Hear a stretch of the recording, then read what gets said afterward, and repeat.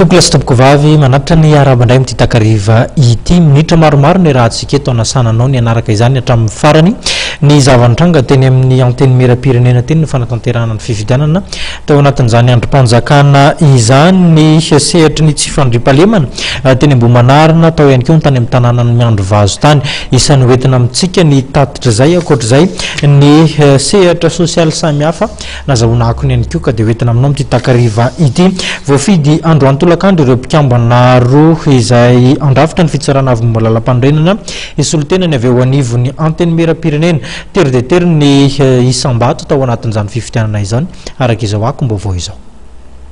Nanomboka tamin'ny folo ora maraina androany ny lanonam-pifidianana ireo mpikambana eo anivon'ny fitsarana avy momba lalam-pandrenana izay isolotena ny anteny mera-pirenena.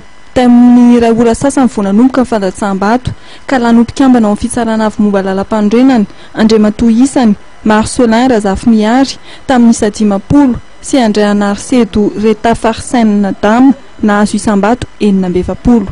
Izy roa ireo nahazo ny salanisa be indrindra tamin'ireo solombavam-boaka 720 tonga amin'ny fidy. Raha ho an'Andriamatoa Marcelin Razafimiary dia ny fampandinajana ny tany-tandalàna ny lara-pameana ho azy. Ny priorité araka ny nambarako moa zany tamin'ny fampelezan-kevitra dia tsy maintsy hiaro ny famarinana zany tenako sy ametaka tany tandalàna. Nandritra ny fandraisam-pitenenana nataon'izy mirahalahy dia nisaotra ny fatokisan'ny solombavam-bahoaka izy ireo.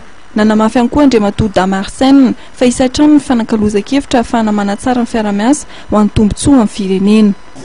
Mahazo matoky ianareo fa dia tiavanareo dia ampazaka an'izany ataontsika hoe fisarana avy momba lalam-pandrenana mahaleo tena manaraka ny raha misy ny isy.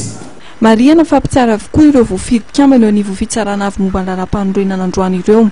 Andriamatoa Marcelin Razafimiary dia mpampanolo lalàna tao amin'ny tribunal ny Mahajanga.